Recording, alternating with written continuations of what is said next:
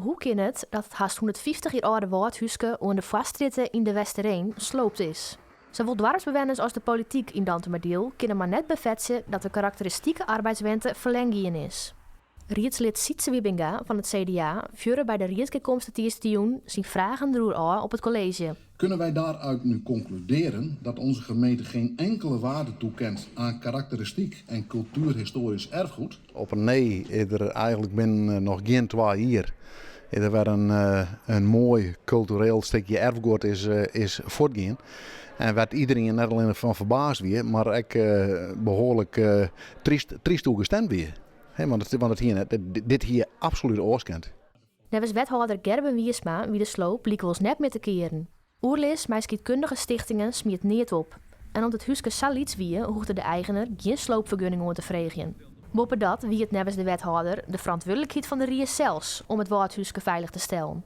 Het ziet er direct mij in dat het in het verleden nooit vastleggen is ergens op een lijst komen is een monumentenlijst of een karakteristieke wenning in de welstandsnota. Dus nergens is het huske beschermd worden. En de gelegenheid weer natuurlijk wel voor de Riesleden om nog wel locaties aan te gaan. En in de tussentijd ook wel. Dus we hebben vanuit de Rie eigenlijk nooit een signaal gehoord van dat dit huske bewaard blijven moest. Dan zei de wethouder dat je in 2015 een list rondgien is, een beetje inschrijven kon van nou, deze huskes die moeten monumentaal worden, moeten een bepaalde weerde krijgen. Maar die had de Rie er dan denk ik echt net opzet. Hoe gaat dat dan mis? Nee, dat klopt. Het is, maar als de Rie het net weet, dan kan je echt niet doen. En er is dan wel een lijst met wat ze mee bezig zijn. Maar juist op die basis is eigenlijk vastgesteld dat we daar beter mee omgaan kunnen. En dat is eigenlijk wat ik in het Rietsakkoord stiet. Ja, en dat je dat vervolgens passeren, ja, dat is voor ons, dat gaat er net in. Dat ken het. Rie en college wiezen ze dus naar januari. Het liep het als bij de sloop van een oorwoudhuisje in de Westereen, zo'n oordeel Elien, geen reden voor Dantemardeel om te komen ten nij erfgoedbeleid. Intussen staan er meer van zulke arbeiderswenten in de gemeente. Het een in betere steed als het oren.